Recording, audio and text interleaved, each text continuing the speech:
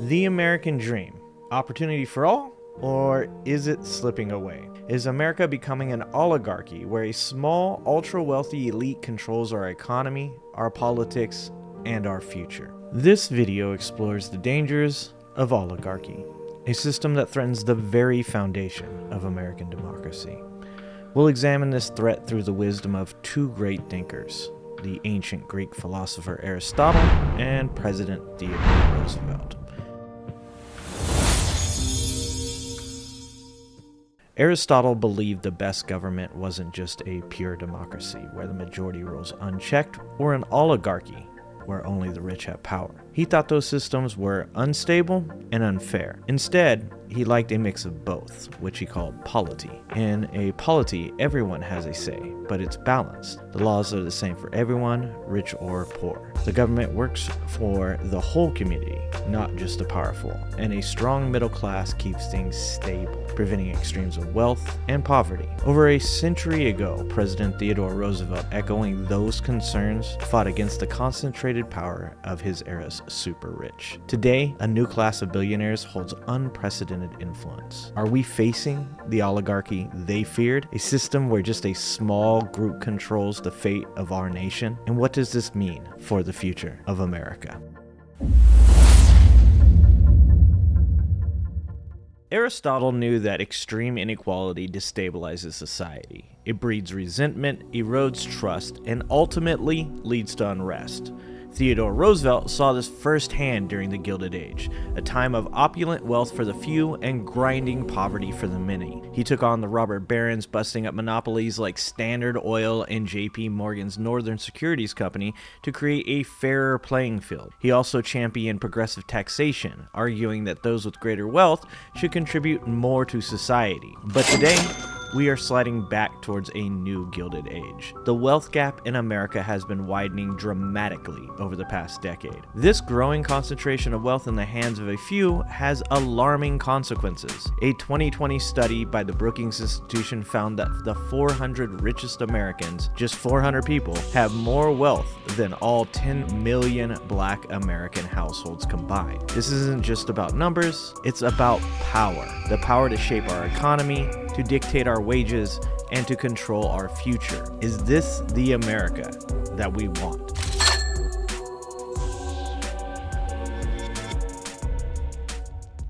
Imagine a system where the wealthy can buy influence, where politicians are beholden to billionaires, not the people they're supposed to represent. That's the danger of oligarchy. Roosevelt knew this. He fought for campaign finance reform to limit the power of money in politics. But today, billionaires spend hundreds of millions of dollars to influence elections. Just look at the 2022 midterms where super PACs and dark money groups poured over $1 billion into campaigns. Billionaires like Elon Musk leverage their wealth to influence policy, lobby for subsidies for his companies like Tesla and SpaceX, but meanwhile reap the benefits of government support. Musk has engaged in anti-work practices like firing employees for disagreeing with him and discouraging unionization efforts. This behavior aligns with a philosophy known as techno-libertarianism, which promotes minimal government regulation and prioritizes individual freedom and technological advancement above all else. Peter Thiel, another prominent techno-libertarian, uses his fortune to back political candidates who align with his libertarian views, while Jeff Bezos, owner of the Washington Post, exerts media influence to shape public discourse. This concentration of power, often used to undermine workers' rights and stifle dissent, undermines the balanced political landscape envisioned by Aristotle and Roosevelt.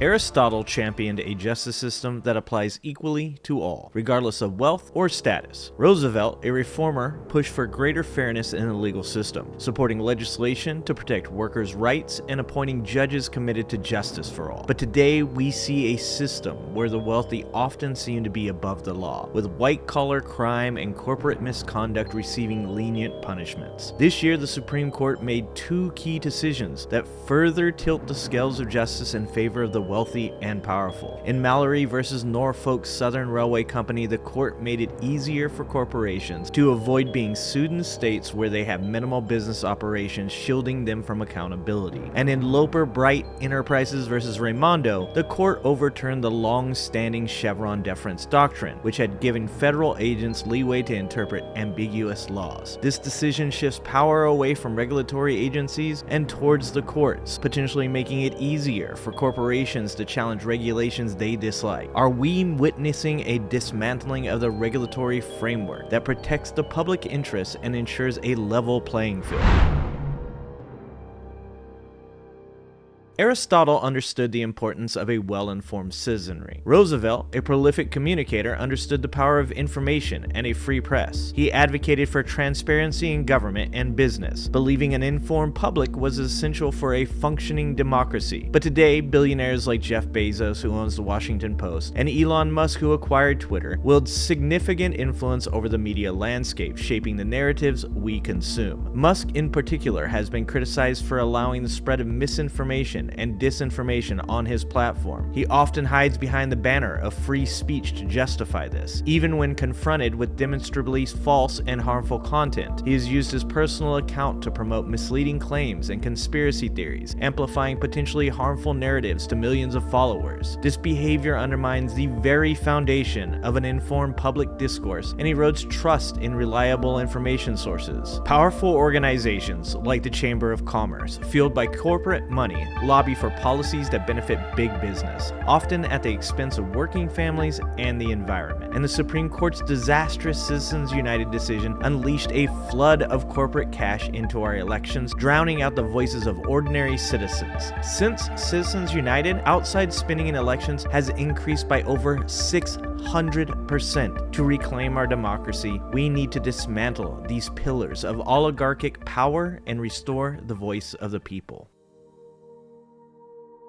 Some argue that billionaires benefit society by funding charities and driving innovation. While philanthropy can play a positive role, both Aristotle and Roosevelt believe true social progress requires systemic solutions and the participation of all citizens, not just the benevolence of the wealthy. Roosevelt championed government action and regulation to address social problems. Today, we must ask whether philanthropy alone is enough to address deep-rooted inequalities. Aristotle's vision of a balanced polity and Theodore Roosevelt's fight against the excesses of the Gilded Age offer valuable lessons for America today. The actions of American billionaires threaten to tip the scales towards oligarchy. We must remember Roosevelt's words. Our surest protection against assault from abroad has been not all our guards, gates, and guns, or even our two oceans, but our essential goodness as a people. Our richest asset has been not our material wealth, but our values. It's time to reclaim the promise of a fair and just society by demanding policies that promote economic equality, limit the influence of money in politics, and ensure equal access to justice and information. We can build a future where everyone has a chance to thrive.